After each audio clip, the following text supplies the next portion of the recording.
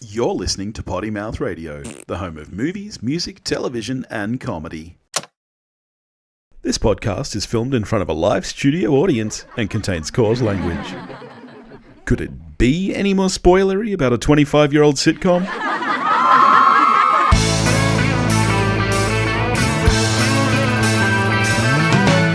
Hello, and welcome to the one where we watch... Yeah, I was being Rachel. Hello, Mrs. Ross. Hello, Mr. Rachel. And welcome to the one where we watched a Friends Rewatch podcast, where this week we watched Noo's favourite episode of all time, the one where Heckles dies. Okay, calm down, yeah. You love this episode, that's all I'm saying. There's lots of sappy Chandler, and I think it'll be fun to talk about. Sure. You've got your martini, I've got my beer. We're in for a good night, people. Yeah. So the one where Heckles dies is the third episode of the second season of Friends. It aired on NBC on October 5th, 1995. It was written by Michael Curtis and Greg Mallins. Not names that I've seen come up before. So this must be their first... Greg Mallins sticks around, though. You reckon? Yeah, Greg Mallins writes a lot later, I think. Greg Mallins, sometimes credited as Gregory S. Mallins, was an executive producer, and co-executive producer on Friends. He also served as a writer. Okay. First episode was actually the one with Ross's new girlfriend. So 2 episodes ago. So he started with season 2, and the last episode he wrote is the one with Monica and Chandler's wedding. I probably just would have fixated on Ira Ungerleider and forgot Greg was a person. Oh, actually, sorry. The one with Ross's new girlfriend, I think, was his first episode as a producer. So I think this was his first writing episode. Yeah. Okay. Good for you, Greg. All right. Well, sadly, it's my turn for a synopsis, so let's do this thing. All right. I am ready to do the synopsis. You did yours last week very easily. I'm sure that this one's going to be pretty easy. All right. So Chandler has broken up with a girl because she has huge nostrils. Everyone is telling him that this is what he does, that he, needs to stop that. Heckles dies, and he leaves all of his belongings to the noisy girls upstairs. They go down to clear it out. Oh, fucking hell. Ross and Phoebe have a fight about evolution, and Rachel has a fight with Monica about a lamp.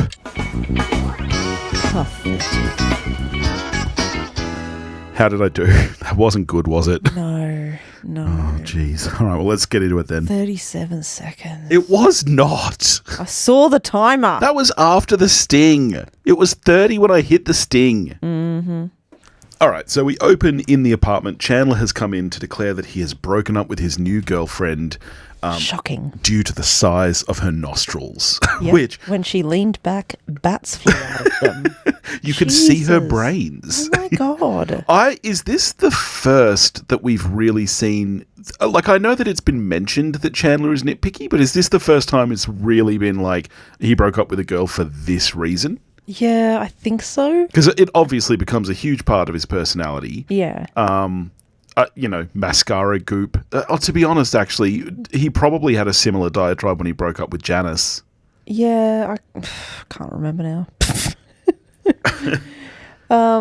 But Janice is a queen, and he should never have broken up with her, so... Well, maybe Hose Nose is a queen too. We don't know. Hose Nose? I don't know. Hose Nose? We don't know. It's a big nose that apparently you can see right in. It sounds... Love when she has a baby, and everyone keeps being like, oh, did you see the nose on that kid? Oh, no, I was talking about his current girlfriend that he just broke up with when I said Hose Nose. Oh, well, yeah. No, that's different. She had big nostrils. Yeah, so you think maybe her nose was small, but her nostrils were big. Oh, mate, the way he goes on about it, who knows? But we then get a funny bit here because Joey jumps in to defend Chandler. Everyone else is giving him crap about, that's no reason to break up with someone. Joey comes out with, no. When I first moved to the city, I was dating this girl, but she had the biggest Adam's apple. Yeah, which is a joke in itself because, men can't date other men. And, well, being tricked by it is a massive joke. Done in all sitcoms. But I love that Chandler's like, you or me, to Ross. Like, one of us has to explain it to him. Yeah. Can I tell you a secret? I vividly remember that this episode is actually where I learned that women don't have Adam's apples.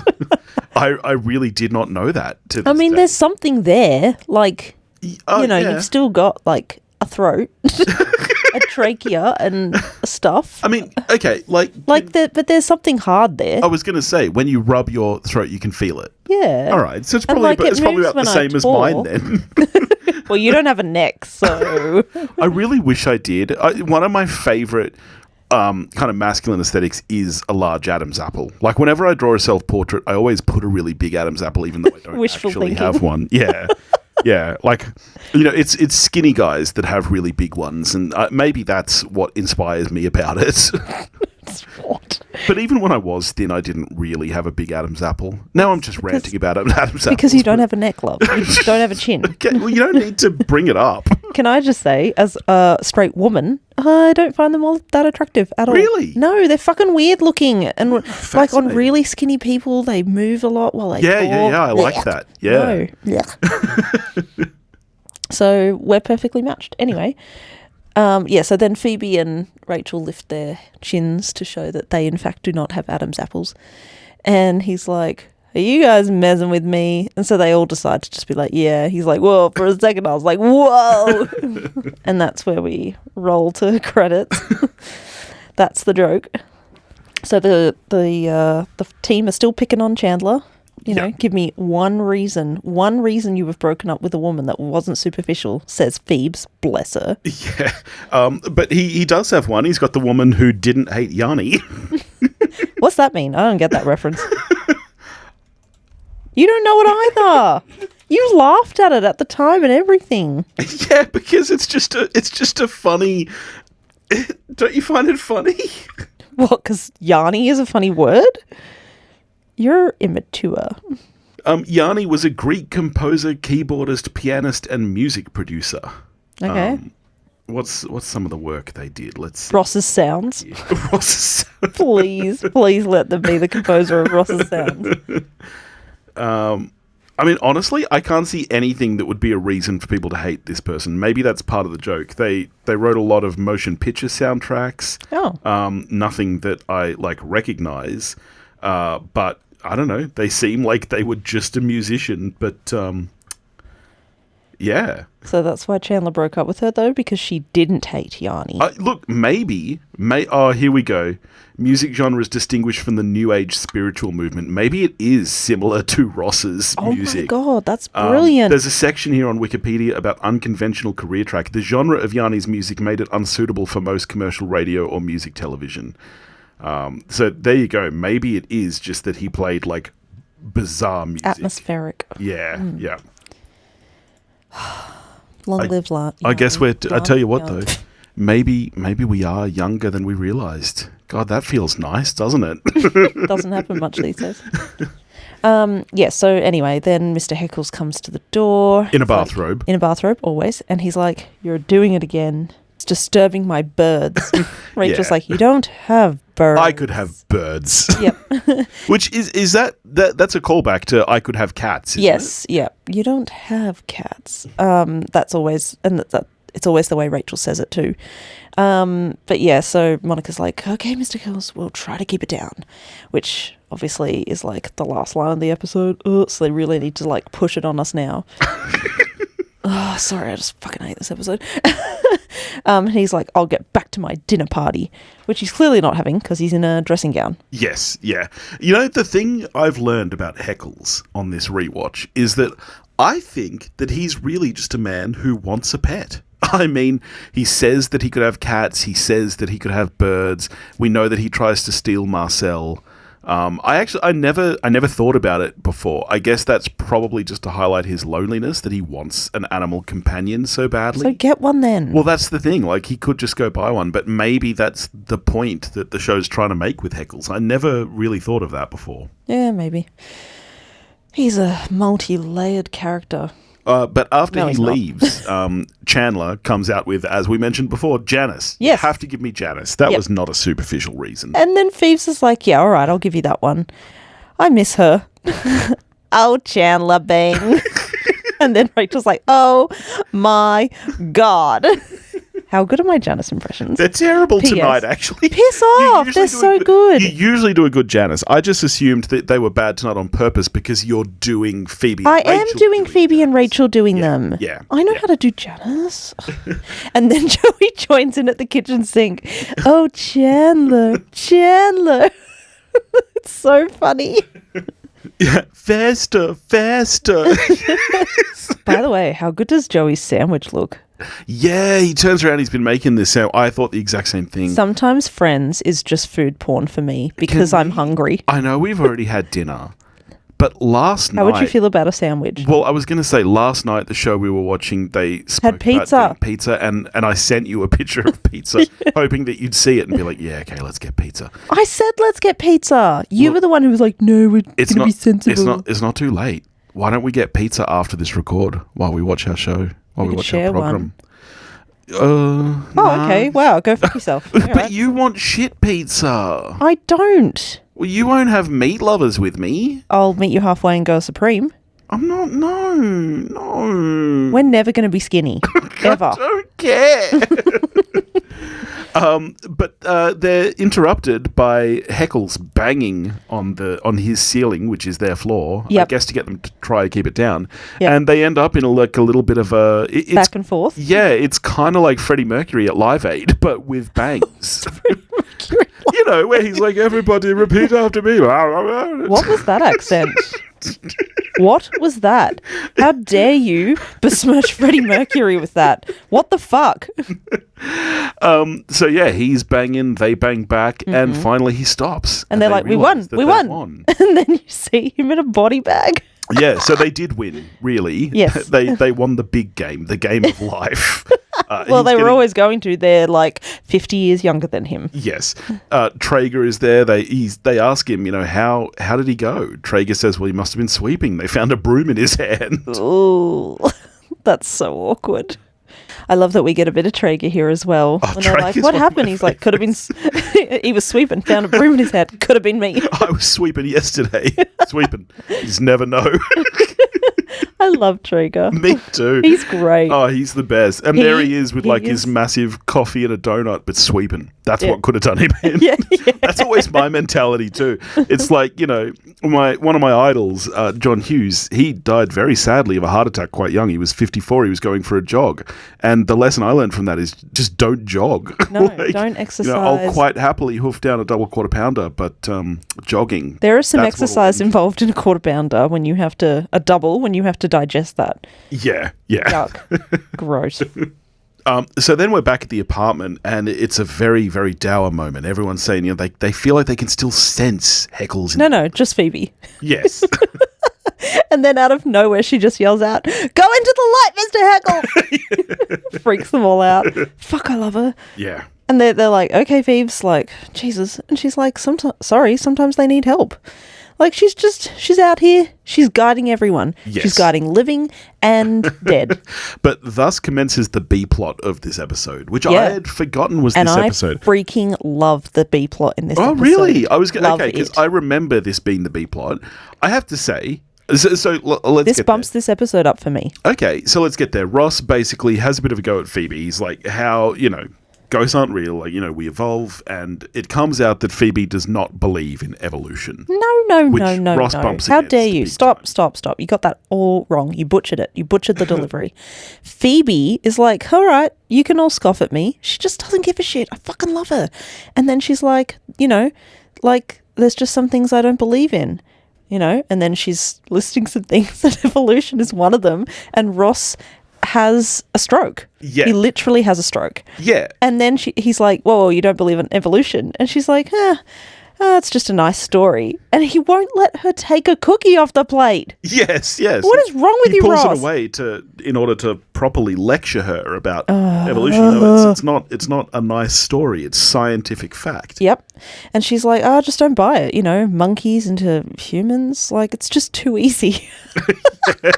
He's like, millions of years of evolution from single cell organisms is too easy. She's like, yeah. I do enjoy this storyline. I do think that it's you've said it before. Ross and Phoebe, I think when they interact is really fun, and we don't actually get enough of that in the show. And I think it's the bits we do get are special. It's interesting whether they're arguing or friends. Yeah, I do think that some of this tracks with Ross's personality. Obviously, he's the science guy. Of course, he'd believe in evolution. Yeah. Do you think that he would be going off on this diatribe if Phoebe was a religious person?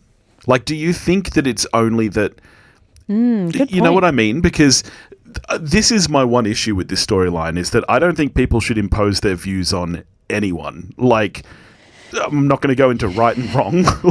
But that's also like saying, anti-vaxxers are allowed to have their views. Okay, sure. Yeah, okay. Yep, yeah, that's true. But there is scientific fact. That's true. If you Ricky Gervais has made a wonderful point about this. Yes, he has. Yes. Where if you reset the world and let everything happen again, but let it play out, like Jesus and God and all different religions might not be the same.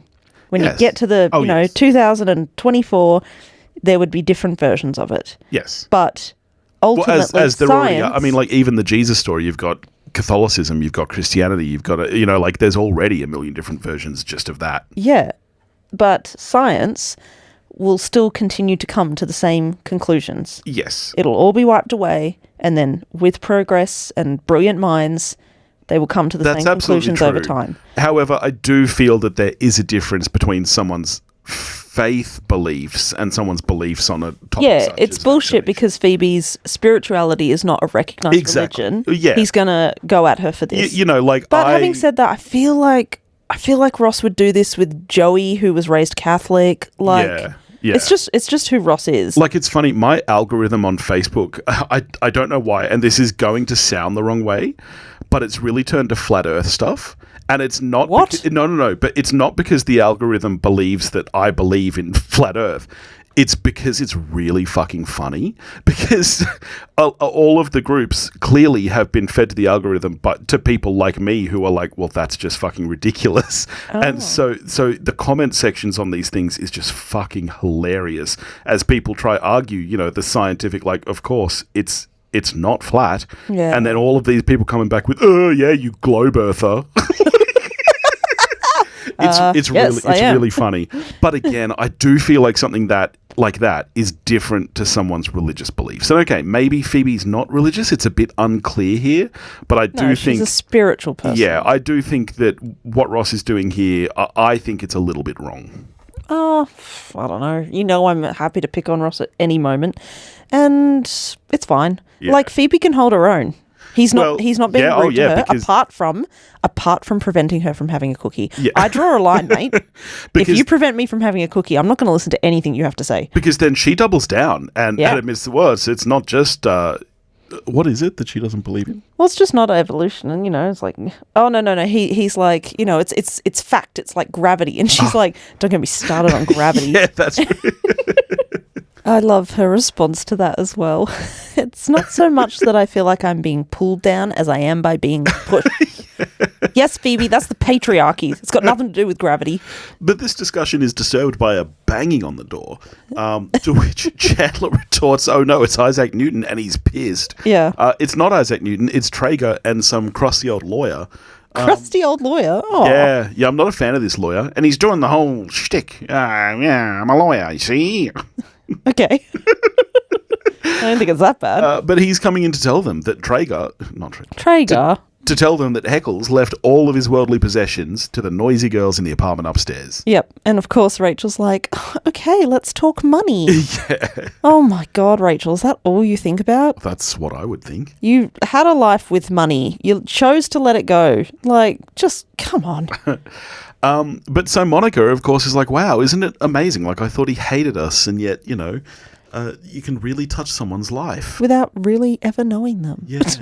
I love how the camera zooms in on her here. Because then we cut, it's actually really nice editing, because then we cut to this wide shot of them standing in Heckles' apartment, which is just full of trash, and Monica just declares he hated us. Yeah. Yeah, turns out Heckles was a bit of a hoarder. So they're going through the junk. I really love this line from Chandler where Rachel says, have you ever seen so much crap? And Chandler goes, I think this place sullies the good name of crap. Nah, it's nothing compared to Joey being like, hey, look at this. Can I have this? What is that? I don't Just know. like a magnifying glass for a dick? It's very strange. It's Yeah. like what? I thought it was maybe like a you would shelled out put CRT TV, but it's not. It's very clearly a magnifying glass. Maybe you would like put a book behind it. Ah. So you could sit and... I know my mum had a see? magnifying glass that was like on its own like light and pedestal growing up for cross stitch. Okay. But I've never seen one that stands on a table like that. Yeah, it's bizarre. It's mainly just there for Joey's crotch. Yeah, well, it's a funny bit. Yeah. I love Joey. But then, immediately Ross gets back into it with Phoebe, saying that he cannot believe that she doesn't believe in evolution. He spent his whole life studying it. There's proof everywhere. You can actually see the different evolution of creatures. Yep. And Phoebe says, through fossils. I didn't know that. Which I actually find really funny because, firstly, it's not how anyone would ever react. Going back to the flat earth groups, they're always just denying any form of proof. But, Well, this is the thing about Phoebe. She's open to everything. Yeah. She's never closed-minded. But then, of course, look, it's great to like Phoebe, but we're straight back to the flat earth mentality. Well, now the question is who put the fossils there and why? And Ross has his second stroke of the day. Oh, man, I love her so much. And then, of course, Chandler finds the big book of grievances. Yeah. Joey's in there for bringing home a hot date. Yep, Chandler's in there for being Joey's gay roommate, bringing home his dry cleaning. Yep. And that's the joke, of course. Look, this one I actually find funny. I know the joke is a little bit funny because gay, but it's more of a joke at Chandler than anything. Although, yeah, I guess, yeah, it shouldn't be a joke. It's always a that someone's joke at gay. Chandler about being gay. That's his thing. Yeah. No, what I don't understand is how big was Heckles' apartment? They all live in the same apartment building. He can also hear all the guys' noise. Does his apartment span the entire lower floor? Oh. Hey, I didn't think of that. Yeah. Hello. Using my brain. Using my evolutionized brain. So they continue looking through the stuff. Rachel comes out with a lamp. A shell lamp? Well, it's... As someone who also owns a shell lamp, I completely agree with her. Yours is different. Let's clarify for the listeners. Yours is just one big shell with a light inside of it. It was my grandmother's, and it's very small. This is actually like made out of multiple shells, and it really is hideous. Yeah, but sometimes that's the fun. Well, yeah, I'm all with Rachel here. She wants the lamp, but Monica says it's not going to go with anything, and Rachel says, well, it's not like I want this girly clock, which actually I also think is pretty cool. I totally get this. Today, I was meant to have a shoot on, and by the time they called to say that the shoot was cancelled, I was already in the car, and I was like, well, fuck this. I'm not going back to work yet. That's normally when you get a double corn pounder meal. Well, I didn't. I went to the vintage shop in Fishwick. Good on you. Because, I like to trawl through the records and the video games there and stuff. But they have so much junk like this girly clock. And honestly, it's like, yeah, that's kind of cool. But where would I put it? Yeah. Where would we put anything? Yeah. So this kind of leads into the C plot of the episode. That Rachel says to Monica... what about my stuff? And Monica says, you don't have any stuff. And she goes, oh my God, you still think of it as your apartment. And I'm just someone who rents a room. It is. It is, Rachel. What the fuck? How else is she supposed to think of it? This apartment has been in her family.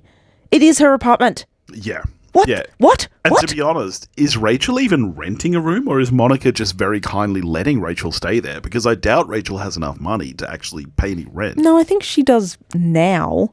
She stayed with Monica for a bit at first. But, throughout the seasons, it comes up that Rachel always owes her money and takes her stuff. Oh, you're just a shit person, Rachel.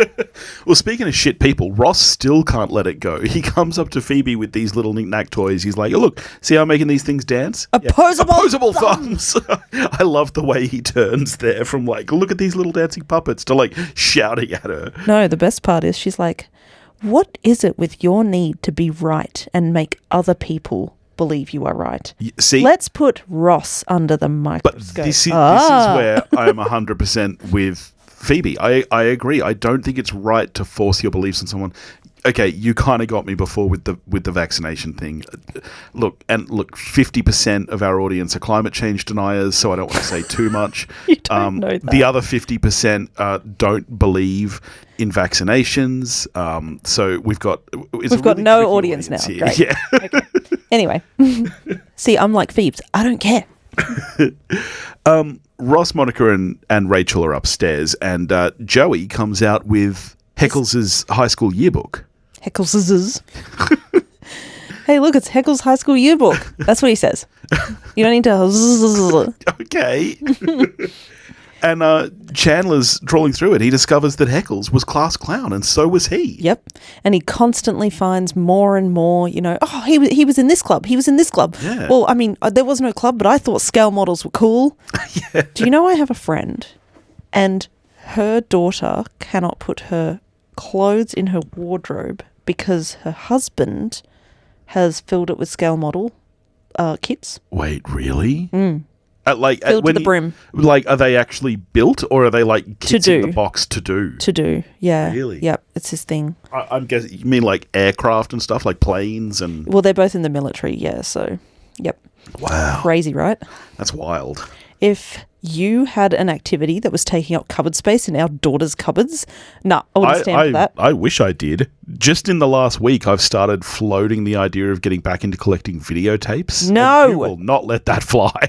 You already collect records. I know. And you used to collect comic books. Enough! I sold the comic books. Well, sell the records. No. So absolutely not. where is it going to go? Anyway, this is not... But you don't have the space. While he's going through the yearbook and realizing all of these similarities that they have, he hears girls the are noise upstairs, from upstairs, and it is excessive. Yep. That is excessive. And then he starts to bang on the ceiling with the broom. Yeah. And realizes that's the broom Heckles was holding. Yes. Ah! I love when Chandler does, ah!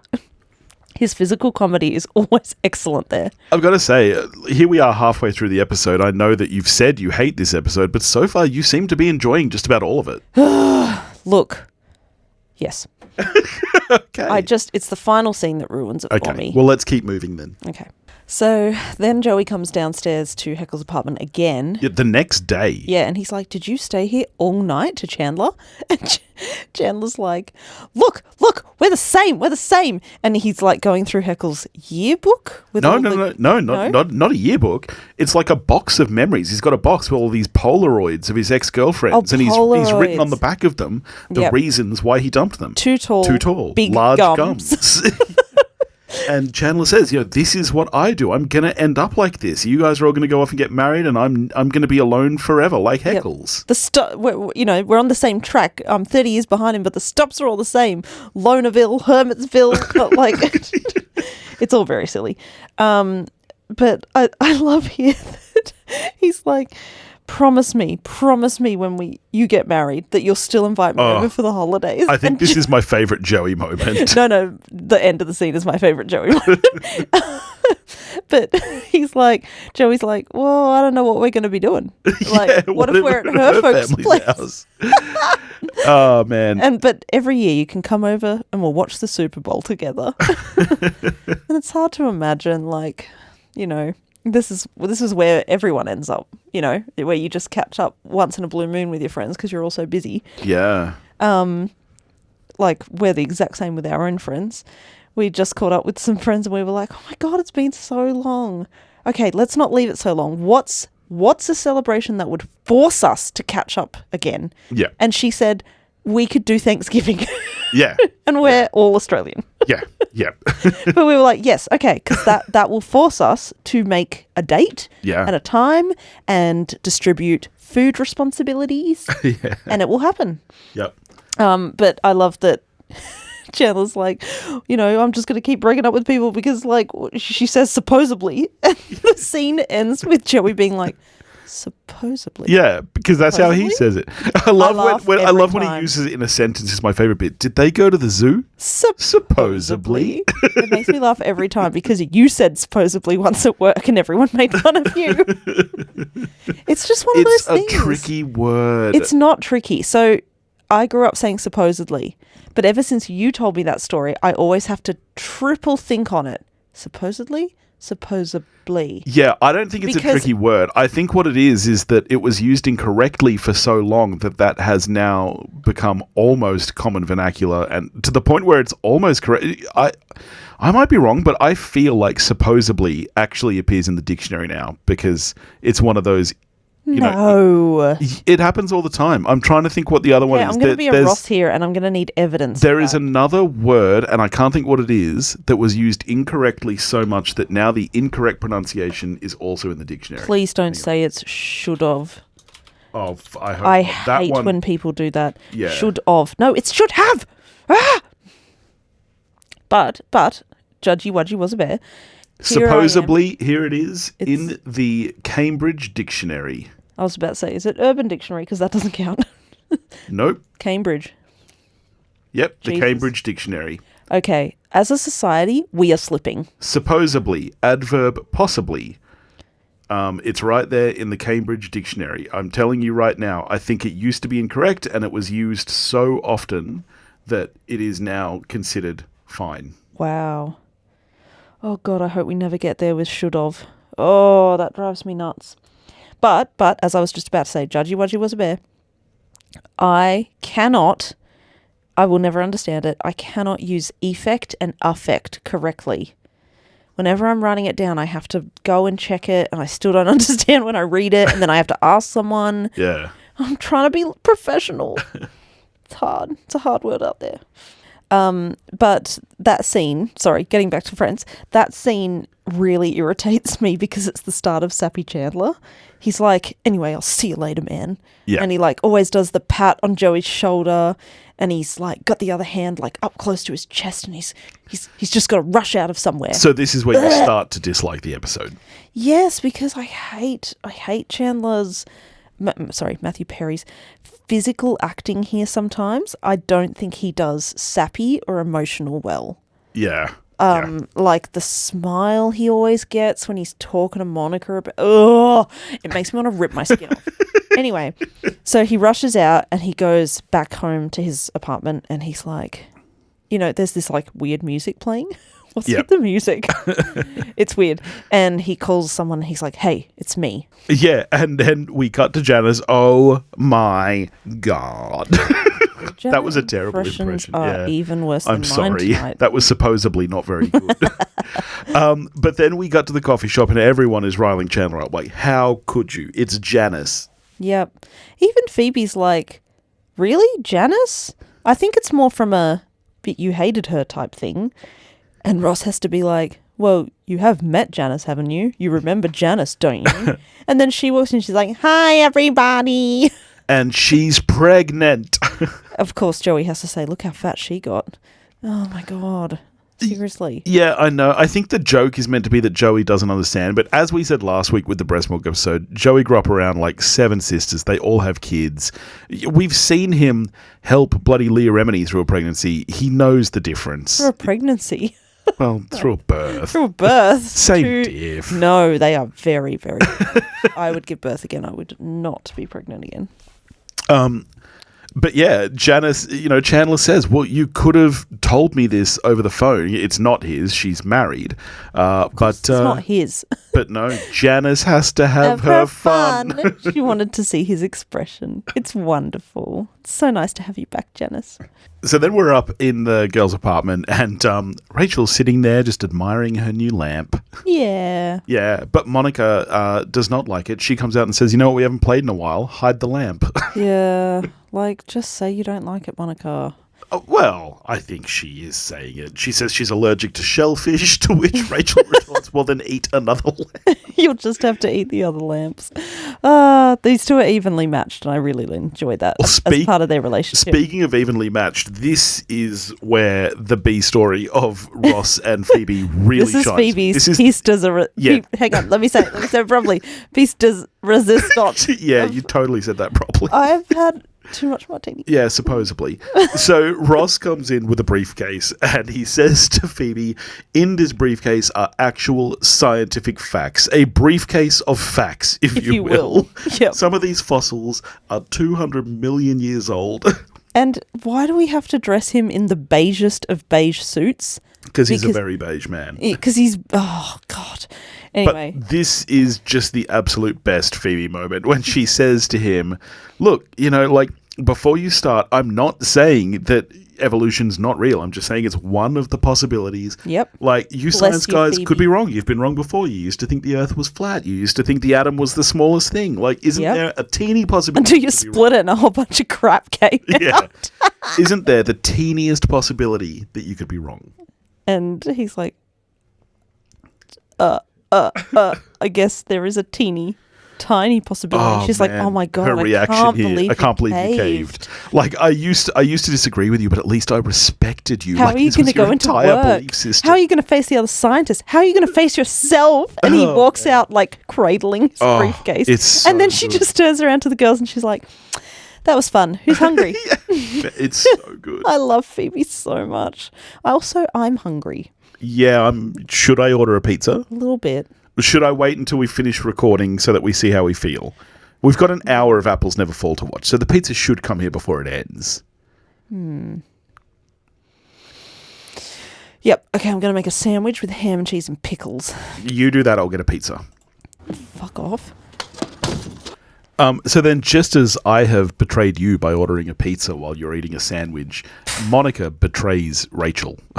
It truly is an accident. I don't know. She puts her jumper on, she accidentally knocks over the lamp, and it smashes. Yep. And Rachel, of course, does not believe it's an accident, and Monica turns to Phoebe, and Phoebe unbiasedly says, I wasn't looking, I was putting on my jacket, but I want to believe. I want to believe you, yeah. She wants to believe. But before... Like Mulder in The X-Files. Before Rachel and Monica can really start fighting, Chandler comes in. And this is where we start to touch on Chandler and Rachel always having a great relationship. You think? I love... What makes you think that? Oh, no. She's like, Chandler, Monica broke my shell lamp. And he's like, I'm going to die alone. She's like, all right, you win. Oh, man. He goes on a diatribe. I love when he says now he has to get a snake. Phoebe's like, because if I'm going to die alone, then I have to have a thing. I've got to be that weird guy on the subway with a snake, and children will run away from me. They'll say, run away, there's the snake, man. And I'll get more and I'll call them my babies. But so, yeah, maybe that's what Heckles was wanting to do with all of these animals that he never had. Yep. He wanted to be the cat guy and the monkey guy. Maybe he wasn't allowed to get pets. Oh, God, don't go there. Jesus. Maybe he wasn't approved by the pound. They do checks.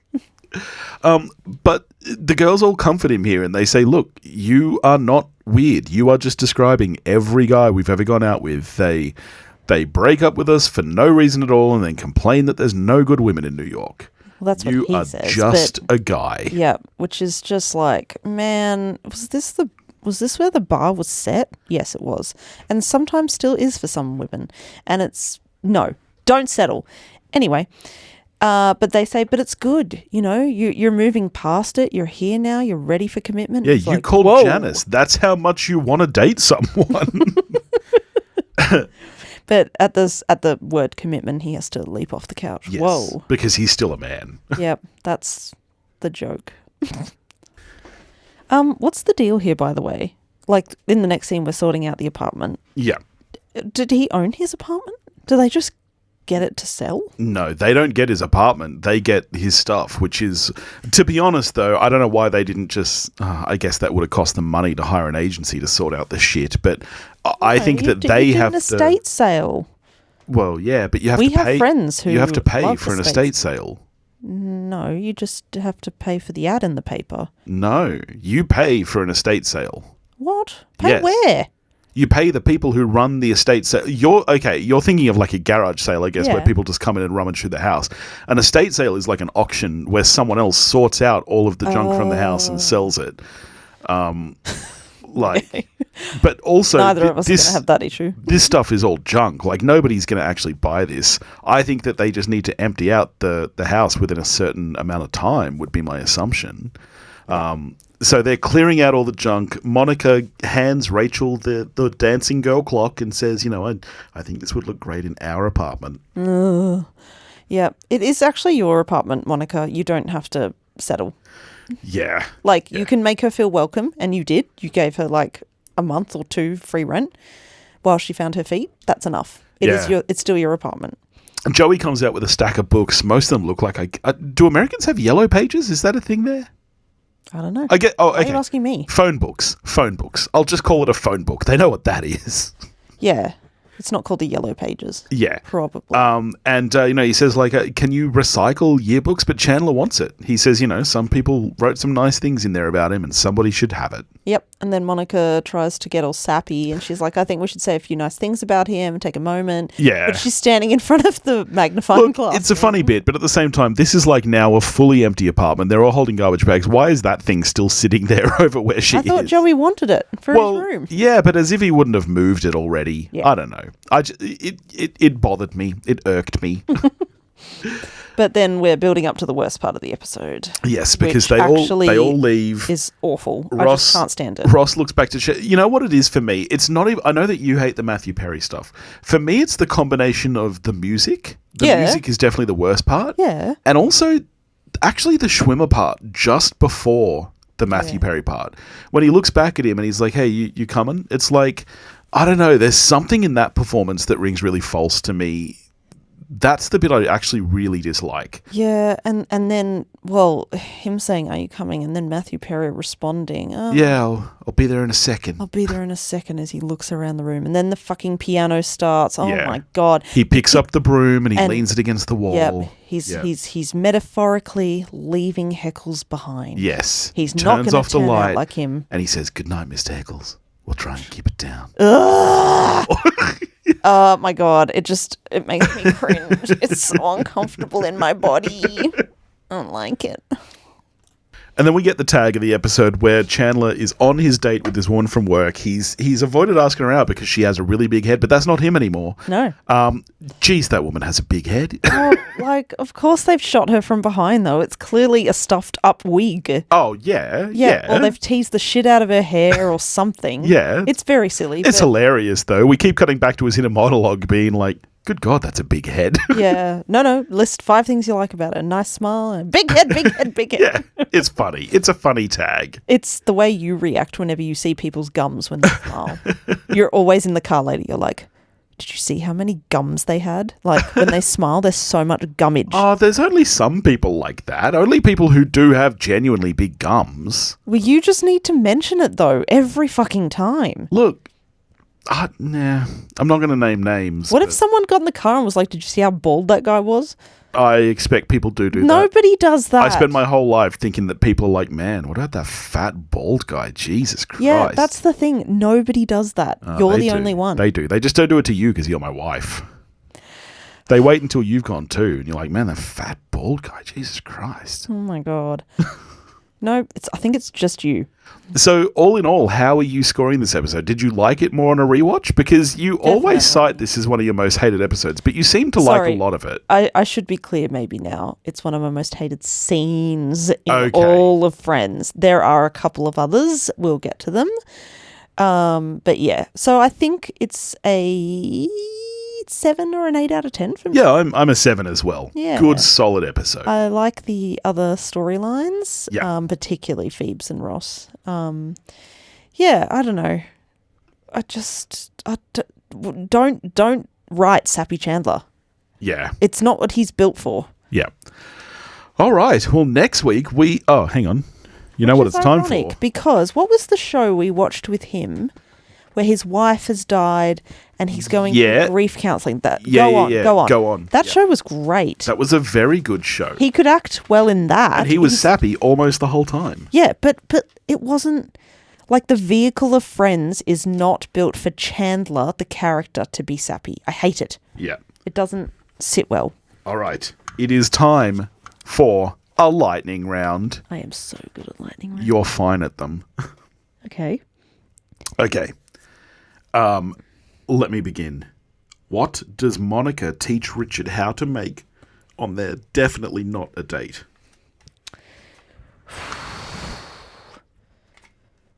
Definitely not a date. I know she's been hired for catering with him. And they get all flirty. And it's not lasagna or spaghetti. Shit, I don't know. Are you giving up? Yeah. Wow. You fucked up. It's lasagna. It is lasagna? It is. Then I get it. No, you don't. I You do. specifically said it's not lasagna. I think I just said that because I was wanting you to feel better about your lightning round scores. Nope. It was definitely lasagna, and I know that now because that's why it was in the recess of my mind to say that. Ugh. Okay, which volume does Joey buy from the encyclopedia salesman? V. Oh, V. Haha. Damn it. Yes, You're a Vesuvius. Oh my god, I can't believe I fucked that up. You did. You fucked it. All right, what does Rachel burn in the ex-boyfriend bonfire that nearly destroys the apartment? Oh, some guys like it's Pablo's homemade alcohol. You mean Paolo? Paolo, sorry. Yeah. Paolo, Yeah, Pablo. Seen one. It's Paolo's grappo. Yeah, yeah, it's his homemade alcohol. Yeah. So I get that one. Whom does Phoebe finally exorcise at Carol and Susan's wedding? Oh, Exorcise. does she actually have a name? Yeah. It's the old lady who wants to see everything. Now I've seen everything. It was like a massage client of hers that died. I don't remember ever hearing her name. Mrs. Fuck, I give up. Mrs. Edelman. Oh, who? Such a pretty face. Whoever. You wouldn't have that- gotten that. I totally would have. You would not. Bullshit. I would have. All right. Just like I got lasagna. Next week, we are getting to the one with Phoebe's husband. Some Steve Zahn action, if my memory recalls. Yes, the gay ice dancer. Yes, that is correct. Is that what the episode's actually called as well? Yeah, the one with Phoebe's husband. Oh, no, okay, not the gay ice dancer. No, don't be silly. It's going to be weird seeing Steve Zahn so young after White Lotus. You know what? We should He's so watch orange Chain in of White Fools. Lotus. That's a fucking great show. He's good in Chain of Fools. All right. Thank you for joining us here at the one where we watched. We will catch you next week. If you want to get in touch with us, you can do that at pottymouthradio.com or pottymouthradio@gmail.com. You can hit us up on the Facebook listener community group where we hang out. By the way, Noose, there has been a request in the group for you to share your Chandler face from a couple of episodes ago. So what was my Chandler face even referencing? Man. We'll have to re-listen. But I don't want to listen to myself. Yuck. there were literally, someone, it was patron of the network, Josh Raglan, I believe, who first posted it. And then, we got about 4 or 5 comments of people being like, yes, please. Yes. What? Yeah. What? Yeah. People want your Chandler face. No. Yeah. No. Yeah. I think we have to do it. I don't even remember what the Chandler face is in reference to. Well, I'll tell you what. Here's my desperate pitch. If you're listening to this and you're enjoying what we're doing and you want the Chandler face, go and give us a 5-star review. If we get to 25-star reviews, Noose promises she will post her Chandler face. She does. She does. It's great. It's excellent. All right. And we'll catch you next week. Good night, Mr. Heckles.